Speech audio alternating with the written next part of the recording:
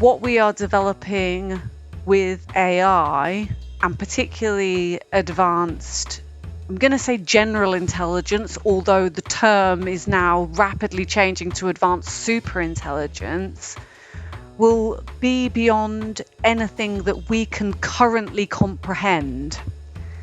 So that will change how we work entirely. Hi, I'm Belden Menkus.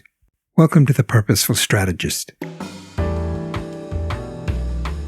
podcast that shifts the conversation about purpose and strategy from what organizations should do to what business leaders are doing and what they've learned along the way. My guest today is Rosie Djurovic, head of AI at Brabners, a leading UK law firm. I met Rosie as part of the research we're doing on the way law firms are deciding how they will use AI. Rosie joined Brabners in 2024 to lead their AI strategy, bringing with her a background in data analytics, machine learning, and digital transformation across multiple sectors. She's quickly become a prominent voice in the legal tech space, speaking at events like the Legal Technology Forum and the Northern Auto Alliance, where she's championed practical, ethical, and human-centered approaches to AI adoption. Rosie's work bridges the gap between cutting-edge technology and the real-world challenges of professional services, helping firms think not just about what's possible, but about what's purposeful. Rosie, welcome to the Purposeful Strategist. Thanks, Belden. It's great to be here. Could you get us started maybe just by saying a few words about Brabners and your role there? Sure, yeah. I joined the business at the end of November last year. So I was brand new into the legal industry, but have exposure to lots of different industries and businesses of different types through my background as a consultant. We are taking a very ambitious approach at Brabners to adopting AI.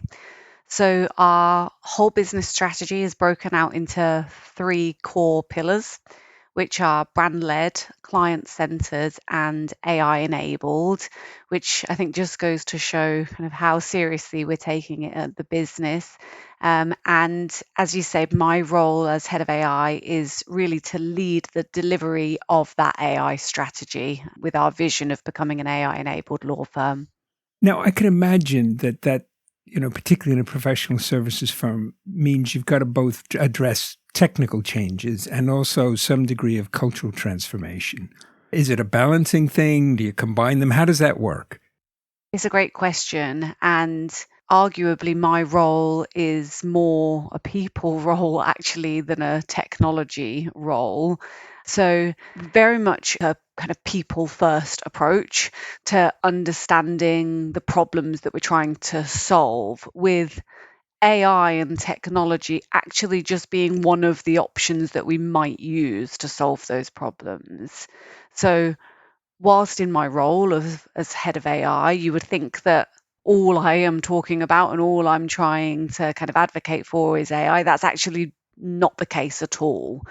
Rather, we're looking at the problems that people are working on and experiencing.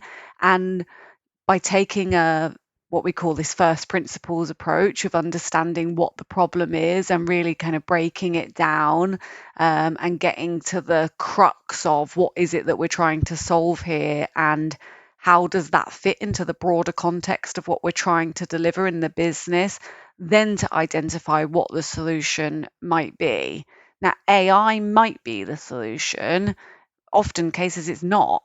And that's absolutely fine. But by really pulling apart those problems and working with the people to really understand what the pain points are, that I'm finding is a good way of balancing that kind of technical and cultural change that comes with AI, because we're using it as an opportunity to really solve problems in, I think, the best way. And so what happens if at the end of that it is AI, or at least AI is a big part of the solution? And what happens if it's like AI isn't part of that? Do they go different ways from there, or? So yes, they might go different ways.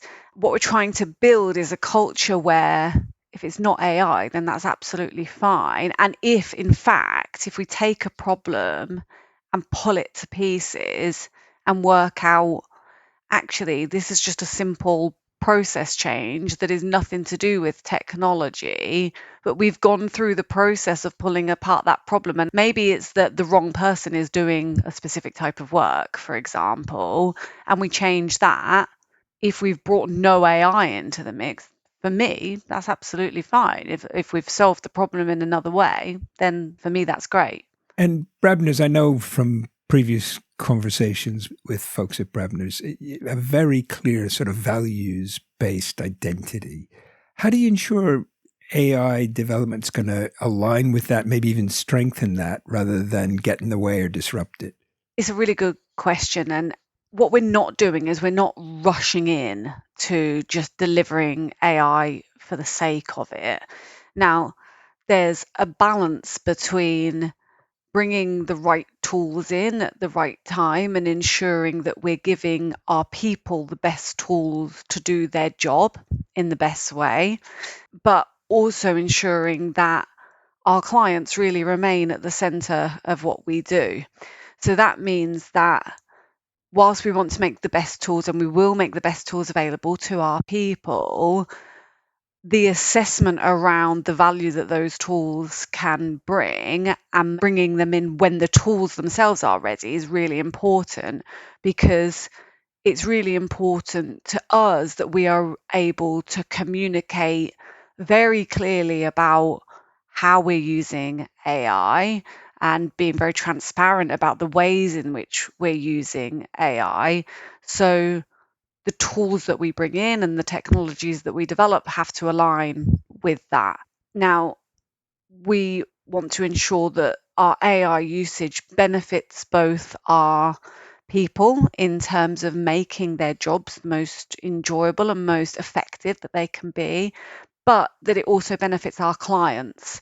So it's about finding that partnership and ensuring that we're using AI to deliver the best type of legal service that we can. And so when you're looking at, the problem and trying to sort of really understand what it is and then think about a solution, does that tend to be something that's mostly internally focused and maybe driven mostly by you? Or is it something that you bring clients or potential clients into the conversation early to sort of see, well, does it look like a problem to them? Walk me through almost sort of like a little case example. How does it actually work? So far, and I think I should note here that we are right at the beginning of our journey with this. So we have probably a combination of things happening. So there is a lot of internal innovation, but that's not led by me. Now, as I say, my background is not in law, and I'm still very much finding my feet in terms of understanding how the different departments operate and understanding the different roles in law. So actually, the ideas can't come from me. And we have no shortage of ideas and opportunities that particularly the fee earners in the business are identifying.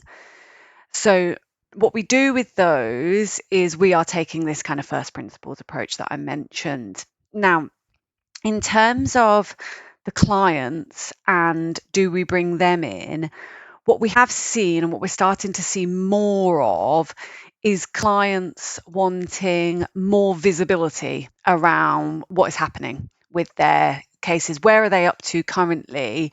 How can they access relevant documents and resources related to their matters? So we're seeing more of that. Now, is this an AI thing? At the moment, I would say it's probably less AI and it's more around kind of client portals and shared repositories and timelines so that everybody can see the right information at the right time collaboratively. However, what I do see there is an opportunity for AI to really support in those portals becoming much more valuable. And what I mean by that is enabling both the clients and the fee earners to effectively kind of query and access the information that's within those portals in a much easier way. like you have your chat GPT interfaces, I can very quickly see those portals having a kind of generative AI layer being developed on top of them. Now, I must admit, I'm not sure if in the industry, if there is currently a product that is already doing that. If there is, then I'm very interested to hear about it. But I can see that happening. And for that example, absolutely we would be working with the client to identify how is the AI going to deliver the most value here for you.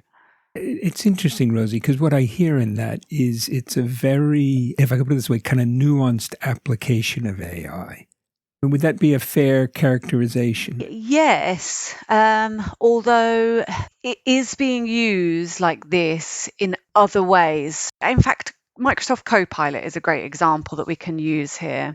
Because if you have a SharePoint site, for example, and this might be in a law firm or in a consultancy or in any business, in fact, if you've got a SharePoint site and let's say you use that SharePoint site for managing marketing documents, let's say you've got a marketing hub in your business that's built on SharePoint. You make that SharePoint site sit within the context of Copilot. So Copilot can now access that SharePoint repository and you can surface documents from that SharePoint repository through Copilot.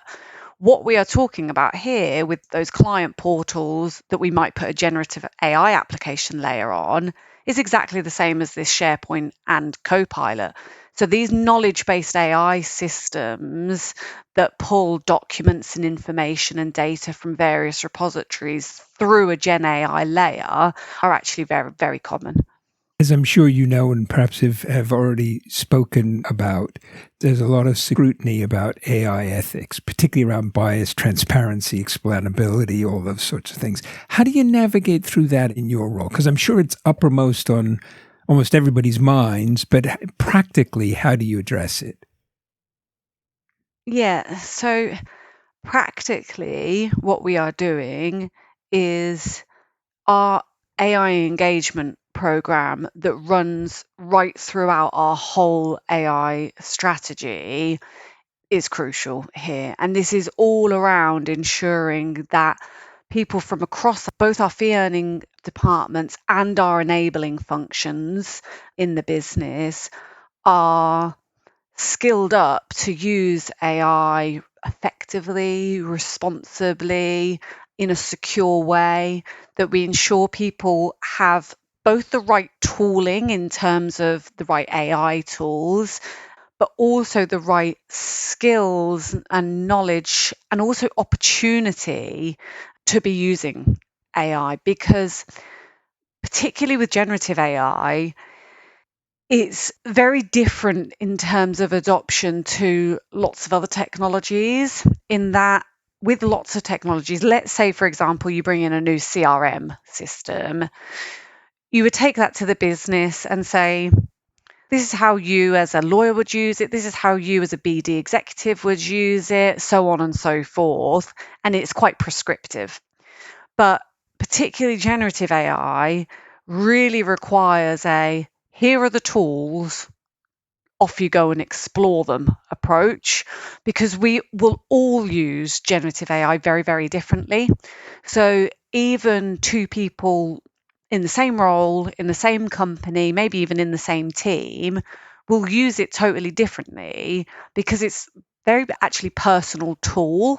So the education around, are you using AI to support you with a suitable task? So is this a task that you could not do currently with lesser resource intensive tooling that we have available? So for example, if you're just asking Copilot to surface a document that you already know where it is, you could just go and open it on your OneDrive. Is that a responsible use of AI? Probably not.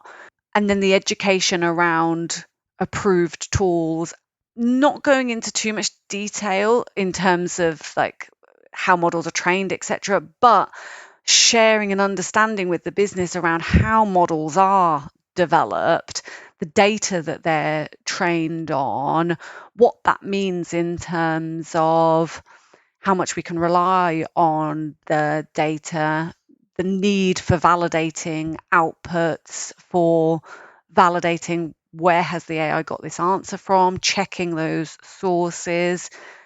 A term that I always use a lot is we are using AI to augment the work we do rather than replace the work we do. So the AI engagement piece is massive. Now, the governance that we're putting in place as well also enables our people to then feel secure to go ahead and do that exploration that is needed. This is things like our responsible AI usage policy, for example, enhanced evaluation frameworks for tools that we're looking at in the business. So we already, as you can imagine, have pretty comprehensive evaluation frameworks for different tools that we bring in. But when there is an AI model involved, then it becomes even more important. How was the model trained? What transparency measures have been built in? Are there any human in the loop steps within the system? What is the training data? There is lots and lots of conversations happening in the media at the moment about training data and what sources have OpenAI accessed, for example, that they didn't get permission to. So it's really important that our evaluation frameworks are asking those questions at the right time. So going back to your question around how do we navigate the challenges, I would say it's really a combination of training and upskilling and engagement, both through kind of traditional kind of training and workshops and events like that, but also through kind of shared resources and success stories. And we now have AI champions in the business that are also sharing their own experiences with others in the department, alongside this governance that we're putting in place as well to ensure that that exploration is able to happen securely and within the boundaries of what we are comfortable with as a business. And is there any sort of, I'll say auditing, but I don't even know quite what the right word is, but some way of gauging whether the training you're doing is actually landing, whether the people are actually using things in an appropriate way, following the guidelines, or is that we're kind of just relying on people being sensible people? So it's a good question. So are we auditing responsible AI usage? Not as such at the moment. We're certainly not analysing the prompts, for example, that users are inputting to Copilot. We just have Copilot as our kind of approved AI tool in the business at the moment. We are not auditing those prompts. So at the moment, we are relying on communication across the departments. But those communication channels are very, very active. Now, of course, that's not to say that we might miss something. Of course, we might. But at the moment, we are taking the kind of engagement first approach rather than kind of monitoring and auditing of usage in that way. One of the questions that's come up in the research that you were kind enough to be part of is sort of the question of, are we there yet? You know, are the tools that are available now a close enough approximation to what usable tools should be and we should kind of get on with it? Or is it sort of, nah, you should probably get a sense of what's there, but we're not there yet. There's something much better coming in the not too distant future. And it'll be different enough that whatever learning you're doing now, you might all have to throw away. What's your sense of where we are on all that? I would say that all of the above is true. And now, the reason I say that is that people are at vastly different points of their journey with AI. So some people, and this is both in the legal industry and outside, some people that are not using AI at all and so should be adopting one single tool and just starting to have a play around with it.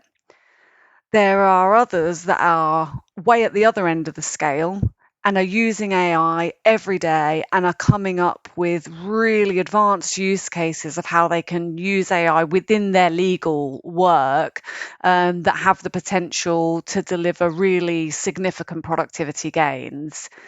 That's within our own business. So for those people that are just starting to explore it, then those tools are probably suitable for them right now.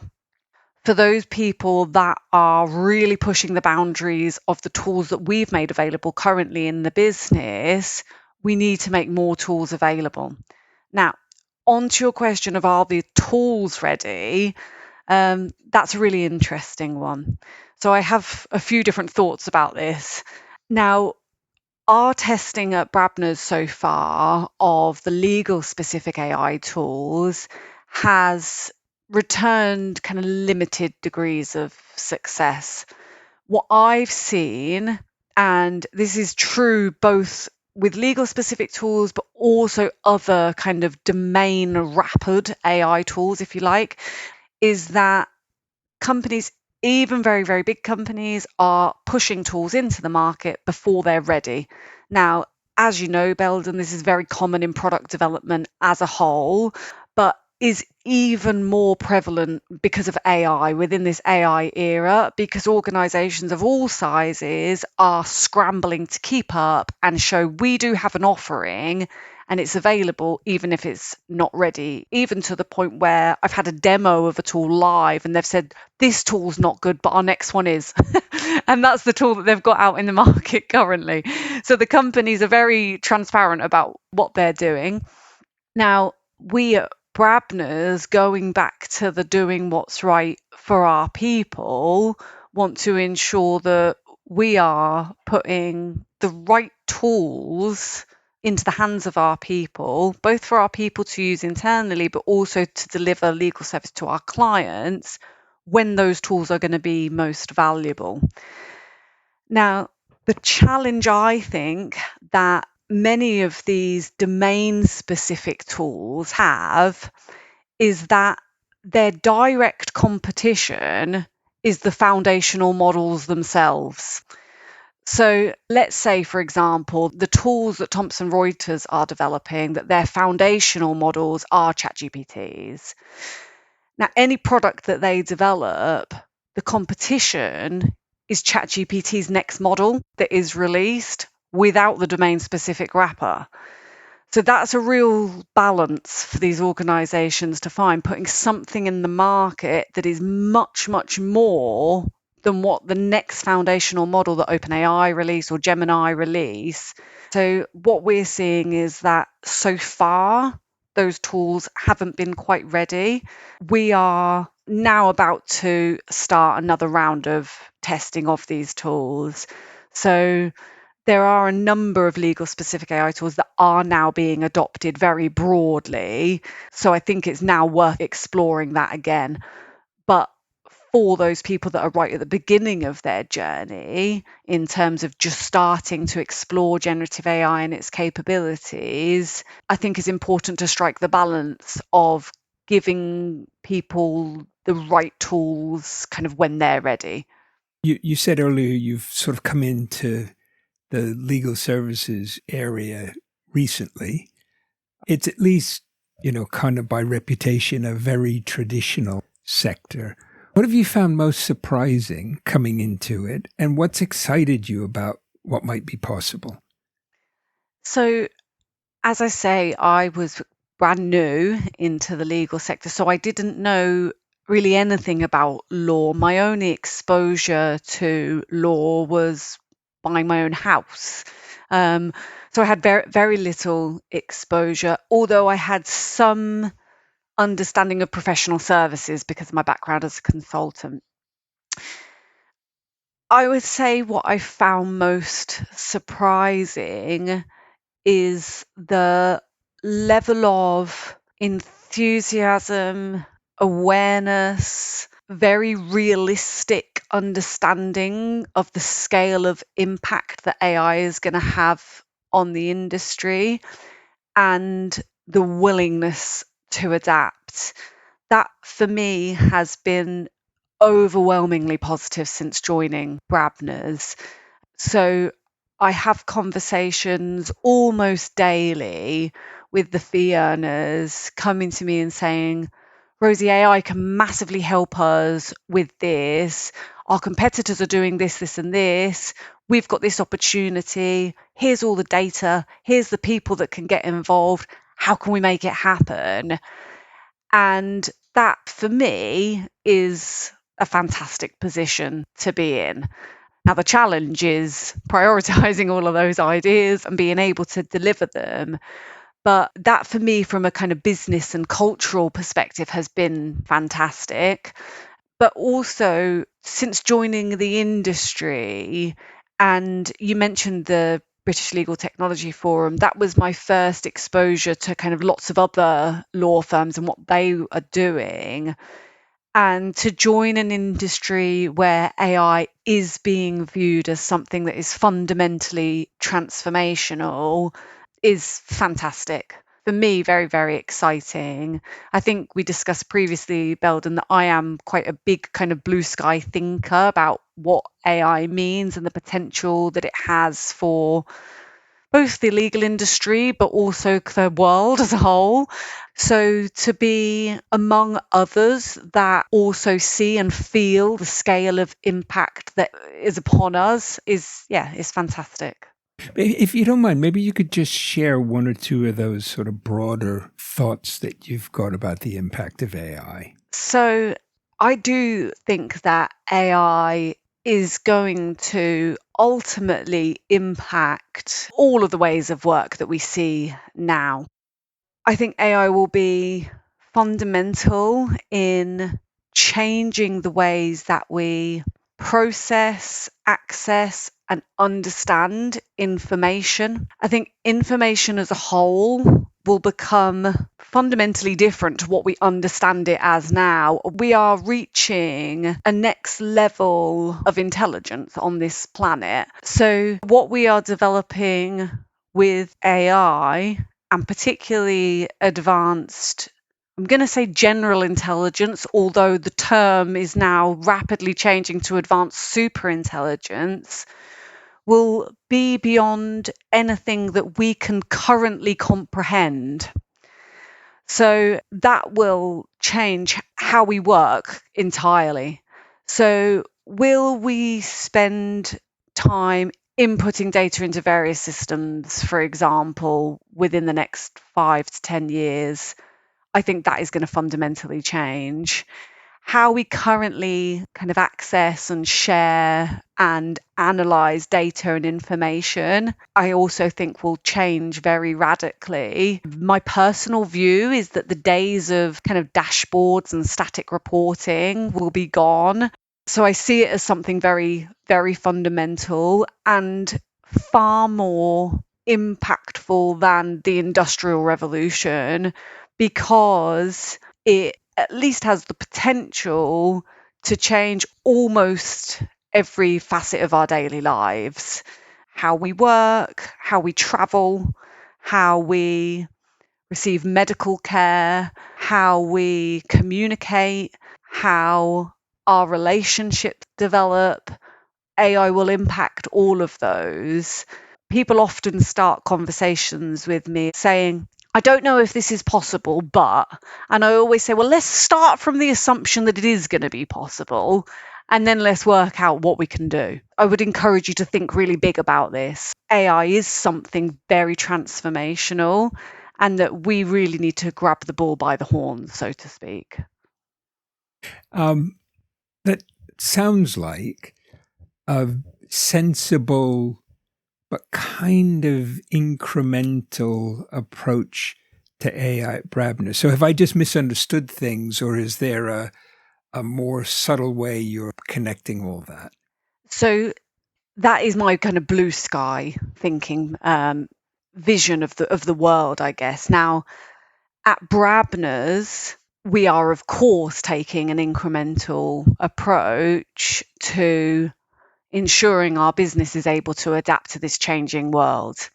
Now, if we just focus on how we process and obtain information, for example, that is something that we are developing currently. It is an area that we've identified is going to change dramatically, and frankly is an area that we should be focusing on, because I am really keen that when we're talking about things like bringing in AI agents to develop sophisticated automated workflows, but we are also then asking our users in the business to go and input information on lots of different systems that don't talk to each other. That, for me, is not a suitable place for us to be. So developing the architecture where it's really easy to both input and access and draw out information and data is a priority. Now, AI sits on top of that, because ultimately I see AI as both the entry point and access point for obtaining information, data, and insights. Now, this does not all happen overnight. There's a lot of work involved in terms of developing the architecture and the infrastructure so that we can build those systems on top of that. But to answer your question, yes, an incremental approach in the business, 100%, yeah. Yeah. I'm just wondering whether there's any newish emerging technologies or use cases that you're particularly excited about. It might be something Brabners is doing. It might not be. It might just be something you've seen somewhere else. But curious, where's for you, the bit that you go, wow, that's really great? So my background, I think you mentioned at the beginning, Belden, I've done quite a bit of work in data and analytics, also automation as well. But I'm quite nerdy and develop a lot of machine learning models for fun. And I really see the combination of advanced analytics, likely machine learning, with agentic AI being a real opportunity for businesses.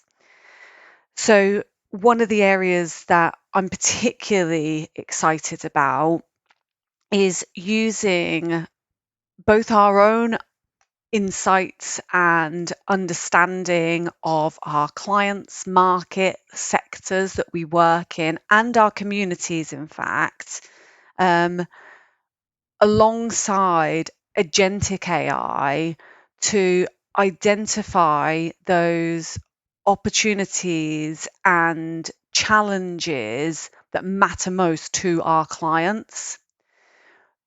Now, of course, our people are doing this currently, identifying and spending a lot of time understanding the sectors that we work in, the environments that our clients exist and operate in. But I think that we can really deepen those insights by using a combination of both machine learning and agentic AI to make those insights much richer, much more contextual, but also to enable the delivery of those insights to our fee earners and to our people in the business in a much more effective way. So I see that combination of technologies as a really interesting one that we'll be looking to explore over the next couple of years. You've taken us on a really both kind of blue sky, high level, and fairly kind of practical view of things. Is there anything we haven't touched on you'd like listeners to know, or maybe, invite them to think about a bit more deeply? Okay. So, as I mentioned, this kind of think big concept. Now, I am a firm believer that AI has the potential to help us overcome some of our biggest challenges. Now, we can apply this to our work, to the businesses we work in, but also we can apply that thinking bigger than that. We can apply it to global challenges, for example. As an example, there's been recently a drug that's been identified purely through generative AI, has identified this new drug, which has now been named in the US. And it was the first outcome of generative AI identifying a drug that humans had not been able to link. So the foundational models and the applications sitting on top of those models are developing really at an unprecedented rate. So I would really encourage listeners to take this opportunity to think very big about what we can do with the technology. I would also encourage listeners to think about how we can use the technology for good. So, as I mentioned, I am very interested in machine learning, but a personal kind of passion and interest of mine is sustainability. So, I've recently been developing some machine learning models that look at making homes more sustainable. And it's very easy for people that are both technical and non-technical now to explore ideas and opportunities with AI, generative AI, in a way that before you would need other people that were at least interested or engaged or had an interest in the room with you. Whereas now, if you have an idea about how we might be able to use AI to benefit your local community, for example, or make a difference in the business that you work in, you have a tool right there to help you brainstorm that idea. So I would encourage listeners to take that opportunity, explore that big idea, and see where it can take you. Oh, that's really great. Rosie, thank you for sharing both your kind of your practical experience, but also your, if I could put it this way, your big dreams. I think that's really great. Thank you so much for joining us. Oh, it's my pleasure. Thanks very much, Belden.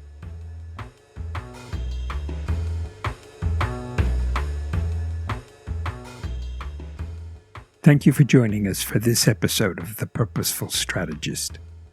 In addition to being available on our website, you can find us on Apple Podcasts, Spotify, and Google Podcasts. If you enjoyed this episode, please do follow us and leave us a 5-star review. It helps others find the podcast. Thanks again, and join us soon for the next episode of The Purposeful Strategist.